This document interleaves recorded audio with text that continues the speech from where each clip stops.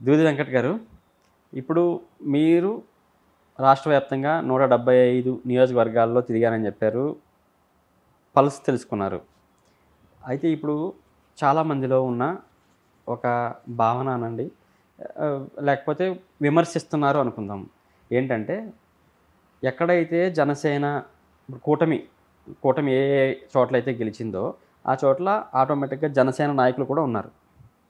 కొన్ని జనసేన గెలుచుకున్న సీట్లే ఉన్నాయి. అన్ని చోట్ల కూడా జనసేన కన్నా టీడీపీ డామినేషన్ ఎక్కువైపోతుంది.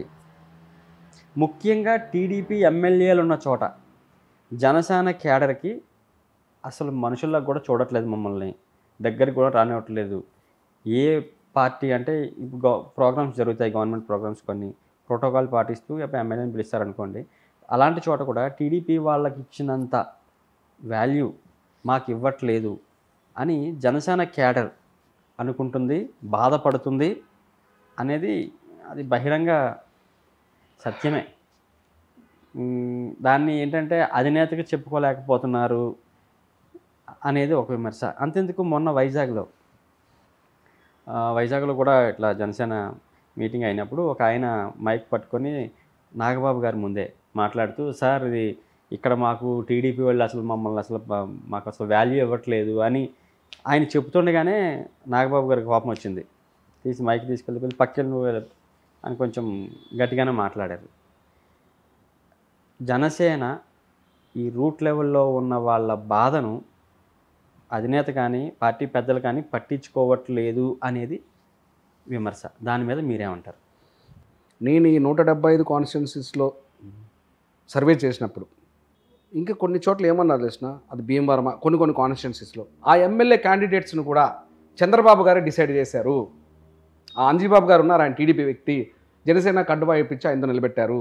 ఇట్లా కొన్ని చోట్ల ఆ 21 మంది ఎమ్మెల్యేలలో కళ్యాణ్ బాబు వదిలేస్తే ఆ 20 మంది ఎమ్మెల్యేలు కొన్ని చోట్ల ఆయన డిసైడ్ చేశారు.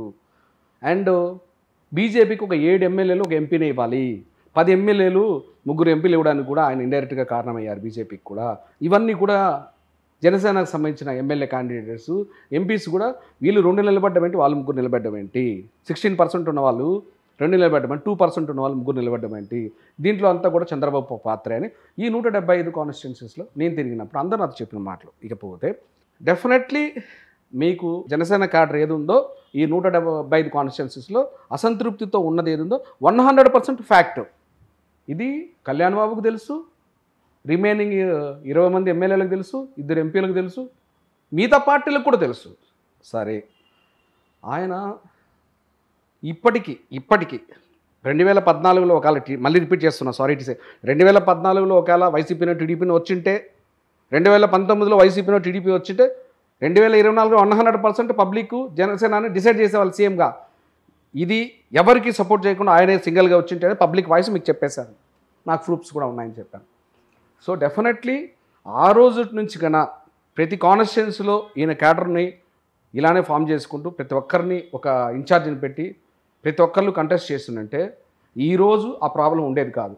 బట్ అది జరిగిపోయిన మ్యాటర్, అది మన చేతుల్లో జరుగుతున్న సబ్జెక్టు మనకు సంబంధించిన మ్యాటర్. డెఫినెట్లీ దగ్గరలో 175 కాన్స్టిట్యున్సీస్లో జనసేనకు సంబంధించిన వ్యక్తులు ఇన్ఛార్జీలు ఉంటారు, ఇతరేతర క్యాడర్లో ఎవరెవరు ఉంటారో మండల ప్రెసిడెంట్లు కావచ్చు, సో వీళ్ళంతా కూడా జిల్లాకు సంబంధించిన వ్యక్తులు కాదు, అందరూ ఒక క్యాడర్ ఉంటారు. బట్ డెఫినెట్లీ అసంతృప్తి అనేది సార్ ఎలాంటి పార్టీలోనైనా ఒక చోట 4 కాంపిటీషన్ ఉంటారు సార్, ఒకరికి వస్తుంది 3 రాదు, వాళ్ళు బుజ్జగిస్తారు. ఇది అందరికీ జగమెరిగిన సత్యం. కన్ఫర్మ్డ్గా జనసేన క్యాడర్లో మాత్రం అసంతృప్తి ఉంది.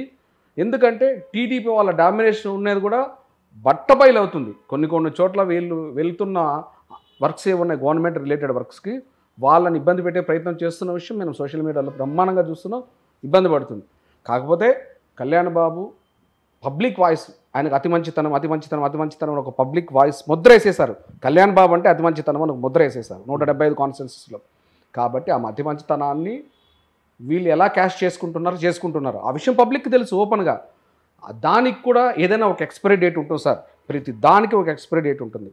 సో ఆ అతి మంచితనం నుంచి ఆయన మంచితనానికి వస్తారు. డెఫినెట్లీ 175 కాన్స్టిట్యున్సీస్లో జనసేనకు సంబంధించిన వాళ్ళు అందరూ పనిచేస్తారు, అందరికీ మంచి పోస్టులు వస్తాయి, అందరూ హ్యాపీగా ఉంటారు. ఇంకొకటి, ఆయన కష్టపడిన ఎవరిని కూడా కార్యకర్త నుంచి వదులుకునే సమస్య లేదు. ఆయన పర్సనల్గా నిలబడతారు, పార్టీ పరంగా కూడా నిలబడతారు. బట్ మీరు అన్నట్టుగా ప్రజెంట్ అయితే అసంతృప్తి ఉంది, ఆయనకు అతి మంచితనం ఉంది. డెఫినెట్లీ అవన్నీ కూడా షార్ట్ అవుట్ అవుతాయి. ప్రతి దానికి రెమెడీ ఉంటుంది, షార్ట్ అవుట్ అవుతాయి సార్, అందులో నో డౌట్. అదంతా ఓకే. అంటే అసంతృప్తి ఉందని వాళ్ళకు కూడా తెలుసు, అదంతా ఓకే. కాకపోతే జనం అనేది ఏంటంటే, జనం అంటే ఐ మీన్ పార్టీ శ్రేణులు అనేది ఏంటంటే, వాళ్ళు సరే వాళ్ళకి తెలుస్తుంది అసంతృప్తి ఉందని, దాన్ని వాళ్ళు ఏమంటారు, దాన్ని వదిలేసినా పర్వాలేదు, కానీ కొంచెం కసురుకున్నట్టు మాట్లాడుతున్నారు. అంటే నాగబాబు గారు అనే కాదు, పార్టీలో పెద్దలు కొంతమంది కూడా బయట కార్యక్రమాలకు వెళ్ళినప్పుడు ఎవరైనా కూడా కార్యకర్తలు మమ్మల్ని పట్టించుకోవట్లేదని కాల్ చేస్తే వాళ్ళని కసురుకుంటున్నారు తప్ప బుజ్జగించే నచ్చజెప్పే పనులు చేయట్లేదు అనేది కూడా విమర్శ. సార్ మీకు డే 1 21 మంది ఎమ్మెల్యేలు 2 ఎంపీలు గెలిచినప్పుడు ఫస్ట్ మంత్లోనే ఒక మీటింగ్ జరిగింది సార్. అందులో పవన్ కళ్యాణ్ గారు ఒక మాట చెప్పారు, మనము వాళ్ళు ఓట్లు వేస్తే గెలిచాము, వాళ్ళ భిక్ష ఈ 5 ఏళ్ళు మీరేదో విర్రవైపోయి మీరేదో గవర్నర్లాగా ఫీల్ అయిపోతే వేరేలా ఉంటుంది. మీరు గవర్నమెంట్ సర్వెంట్స్, వాళ్ళ కోసం పనిచేయాలి. వాళ్ళు ఒక మాట అన్నా మీరు అవసరమైతే తగ్గి ఉండాలి, తగ్గిపోవాలి కూడా అని అన్నారు. సో ఇలాగే మెయింటైన్ చేయకపోతే ఫర్దర్గా మీరు నెక్స్ట్ ఎమ్మెల్యే టికెట్ మీకే వస్తుందని మీరు అనుకోవడానికి లేదు. ఫర్దర్గా ఏమైనా జరగచ్చు. కాబట్టి ఒళ్ళు దగ్గర పెట్టుకున్నారు, నాతో సహా అన్నారు. నిజంగా అలాంటి వాళ్ళు ఎవరన్నా జరిగితే చేస్తుంటే 100% ఆయన అన్ని షార్ట్అవుట్ చేస్తారు, షార్ట్ లిస్ట్ వస్తుంది. తర్వాత నెక్స్ట్ వాళ్ళకి టికెట్ రావు, వాళ్ళ భవిష్యత్తు అంటే వాళ్ళు చూస్తారు. సమస్య లేదు. Thank you sir. Thank you.